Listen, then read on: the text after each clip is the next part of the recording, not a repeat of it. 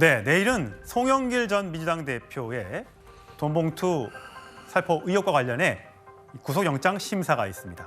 자, 이재명 탄원서처럼 송영길 전 대표의 지지자들이 탄원서를 재판부에 제출하고 있다는 소식인데, 자, 송 전 대표 영장 기각시킬 수 있다 자신하고 있습니다. 그 모습 보고 오시겠습니다.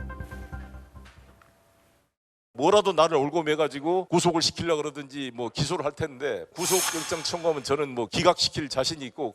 그렇게 억지로 만든 꾸민 조서를 가지고 딸딸 묶어서 영장을 청구하게 되면 판사님은 이게 진짜인지 조작된 건지 편집된 건지 알 수가 없는 이런 걸 가지고 저도 이 영장을 받아보니까 네네. 기분이 되게 안 좋더라고요. 그렇죠. 이렇게 이 상황이 이렇게 규정이 되는구나. 네. 자, 지금 송영길 전 대표의 영장에 청구된 그 의혹은 크게 세 가지입니다. 전당대회 돈봉투 의혹 6,650만 원을 살포한 관련해서 정당법 위반 혐의, 먹사연 불법 정치자금 수수와 7억 6,300만 원 정치자금법 위반과 뇌물, 이렇게 해서 총 세 가지, 뇌물과 정당법, 정치자금법 위반, 이렇게 세 가지의 혐의가 지금 씌워져 있는데, 자, 지금 이종근 평론가 지금 보면 민주당에서 송영길 전 대표를 지지하는 분들이 그 유창원 그 영장 판사한테 탄원서를 지금 막 보내고 있는 모양이에요. 네네. 탄원서는 물론 영향이 전혀 없지는 않겠습니다만 네. 그렇다고 해서 결정적인 어떤 뭐 그 기각이라든지 혹은 인용에 결정적인 영향을 미치지는 않겠죠. 가장 중요한 건 어쨌든 구속영장에 세 가지 요소가 있지 않겠습니까? 첫 번째는 혐의의 중대성, 그다음에 예. 두 번째는 소명의 상당성, 세 번째는 증거인멸 도주 우려입니다. 그런데 이재명 탄원서가 말씀을 하셨으니까 이재명 이 기각을 했던 이재명 당대표를 기각을 했던 유창훈 판사가 그러면 똑같이 이번에도 기각을 할 것이냐, 여기에 이제 관심이 좀 모아져 있는 것 같아요. 그런데 조금 다른 부분이 좀 있어요. 제가 보기에 어떤 부분이 다르냐 하면 이재명 당대표의 경우는 그 같이 혐의를 받았던 많은 사람들이 사실 부인하는 사람들이 많아요. 정진상 실장이라든지 혹은 김영 부원장도 혐의를 부인하고 전체적으로 이재명 당대표의 어떤 연관성을 선을 긋고 있습니다. 예. 그런데 송영길 전 대표의 이번 케이스 같은 경우는 좀 더 간단 명료하거든요. 관련자들도 간단 명료합니다. 그리고 그 관련자들이 모두 다 이구동성으로 혐의를 인정했다는 점이에요. 그렇기 때문에 송영길 전 대표의 경우는 되게 불리한 게 나머지 관련자들이 모두 다 구속이 됐습니다. 예. 거의 다, 물론 한 사람만 빼놓고 이성만 씨만 빼놓고는 전부 다 구속이 됐는데 이번 사건의 가장 수혜자라고 할 수 있는 송영길 전 대표가 과연 자유로울 수 있느냐, 이런 점에 있어서는 굉장히 간단한 어떤 사건이라고 보여지고요. 또 혐의의 중대성이라는 게 지금 그것을 가장 줄이려고 송영길 전 대표가 좀 노력을 합니다.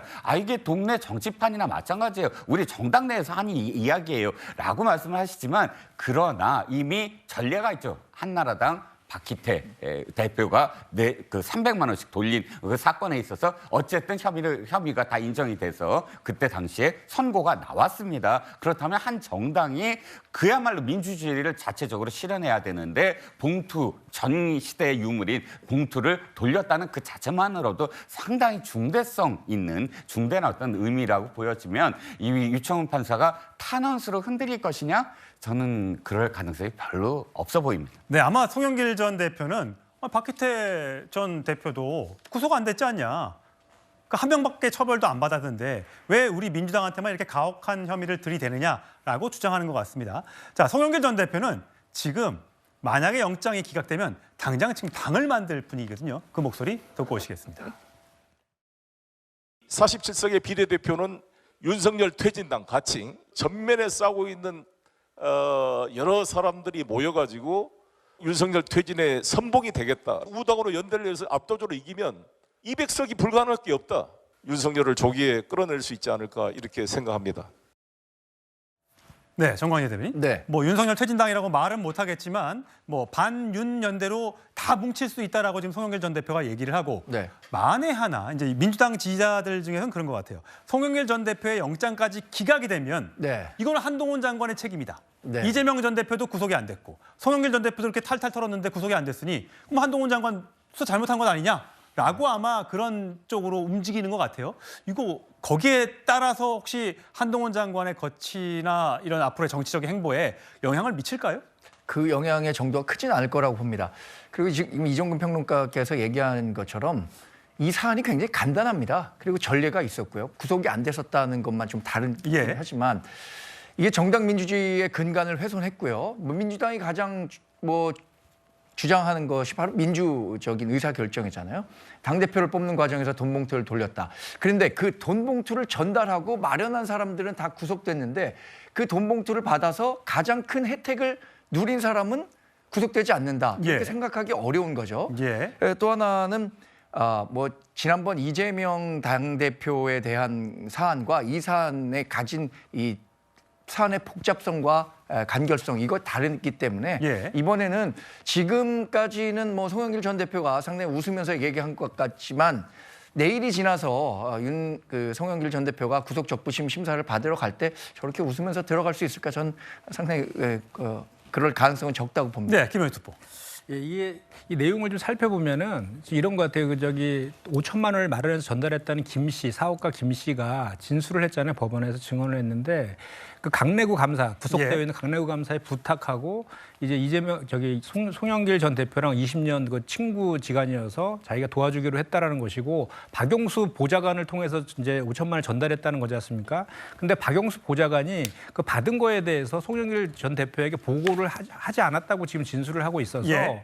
송영길 전 대표랑의 내용을 아는 것까지 확인된 건 지금 아니기 때문에 그걸 밝히기 위해서는 추가적인 물증 같은 걸 입증을 검찰에서 해야 된다는 말씀을 좀 드리는 거고 예.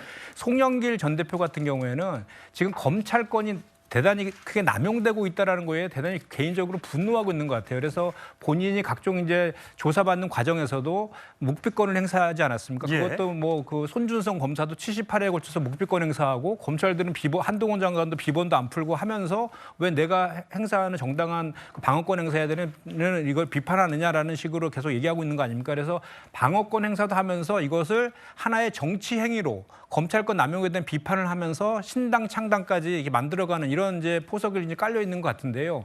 이 사건 같은 경우에는 사실 2022년 10월 달에 이정근 씨 있지 않습니까? 이정근 예. 씨의 뇌물수수 사건에서 별건으로 확인돼 갖고 수사가 진행된 거잖아요. 그러니까 말씀하신 것처럼 지금 관련된 이정근 씨라든지 강내구 씨라든지 윤관석 의원들이 다 지금 구속 기소되어 예. 있습니다.